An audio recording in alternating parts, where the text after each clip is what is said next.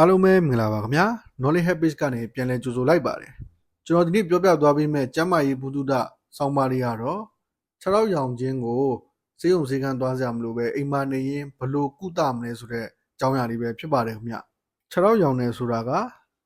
တစ်နေ့တာလုံးမှာမတ်တက်ရတာဖြစ်ဖြစ်အထိုင်များတဲ့အချိန်တွေမှာဖြစ်လေဖြစ်တာရှိပါတယ်ဒီလိုဖြစ်ပြီဆိုရင်စေးုံစေးကန်းသွားစရာမလိုပဲအိမ်မှာနေအလွယ်တကူကုသနိုင်မဲ့နီလန်းလေးတွေကိုကျွန်တော်ပြောပြသွားပေးမှာဖြစ်ပါတယ်ခင်ဗျပထမဆုံးနီလန်းလေးကတော့စားရည်စိန်ခြင်းဒီနီလန်းကတော့ရှေးအကျဆုံးနဲ့အထီရောက်ဆုံးနီလန်းတစ်ခုပဲဖြစ်ပါတယ်ကျွန်တော်တို့စလုံးတစ်ခုတည်းကိုရေနွေးနွေးလေးထည့်ပါပြီးရင်စားတစ်ခွက်စာလောက်ထည့်ပြီးမှုန်လိုက်ပါ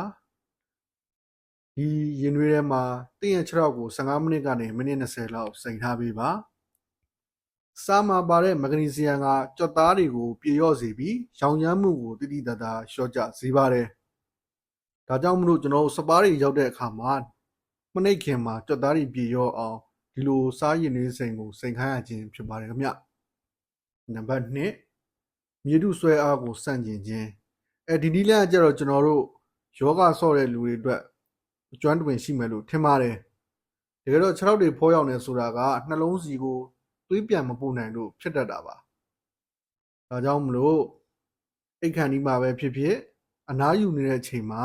ဂရေမော်ဒါမှမဟုတ်ယောဂဖြာပေါ်မှာလှဲလိုက်ပါလှဲပြီးပြီဆိုရင်တင့်ရဲ့ခြေထောက်နှချောင်းလုံးကိုနေရန်ပေါ်မှာတင်ပြီးတော့90ဒီဂရီပုံစံမျိုးမှောက်ထားပေးပါဒီလို15မိနစ်လောက်မှောက်ထားပေးမယ်ဆိုရင်ခြေထောက်မှာစုပုံနေတဲ့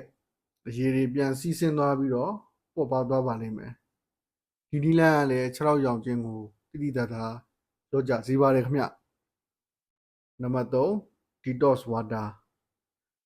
ဒီ detox water ကိုတောက်ခိုင်းရတဲ့အကြောင်းရင်းကတော့ခြေထောက်ရောင်နေဆိုတာကရေဓာတ်ခမ်းလို့ရောင်တာလားရေများလို့ရောင်တာလားဆိုတာကတော့လူတိုင်းဝေခွဲရခက်ပါတယ်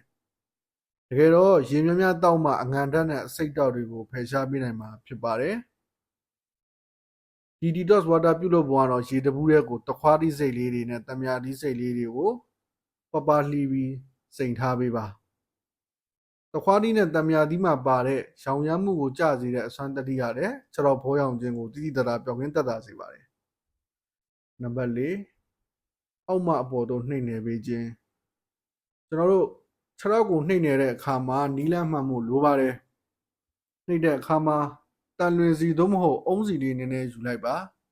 ခြေဘွားကနေစပြီးဒူးကောင်းဘက်စီသို့ဥတီပြီးအောက်မှအပေါ်သို့ဆွဲတင်ပြီးနှိပ်ပေးပါ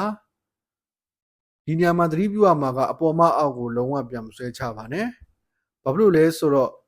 ခြေထောက်ကသွေးပြန်ကြောကသွေးတွေကိုနှလုံးဘက်ကိုသွေးပြန်စီးဆင်းအောင်ကူညီနှိပ်နေပေးတဲ့နီလန်တဘောတရားဖြစ်ပါတယ်နံပါတ်5အချက်ရေခဲကတ်ခြင်းတကယ်လို့ခြေထောက်ကပူထူပြီးတော့ရောင်ရမ်းနေပြီဆိုရင်တော့ရင်နွေးအိတ်ကိုမသုံးဘဲနဲ့ရေခဲအိတ်လေးကပ်ပြီးတာအကောင်းဆုံးပါပဲသွေးကြောတွေကိုကြုံပြီးရောင်ရမ်းမှုကိုချက်ချင်းတက်တာစေပါတယ်ခင်ဗျဟုတ်ကဲ့ဒီနီလန်းလေးတွေကိုအသုံးပြုပြီးတော့ခြေထောက်ရောင်ရမ်းခြင်းကိုခုပဲကုသလိုက်ပါခင်ဗျအားလုံးကိုကျေးဇူးအများကြီးတင်ပါတယ်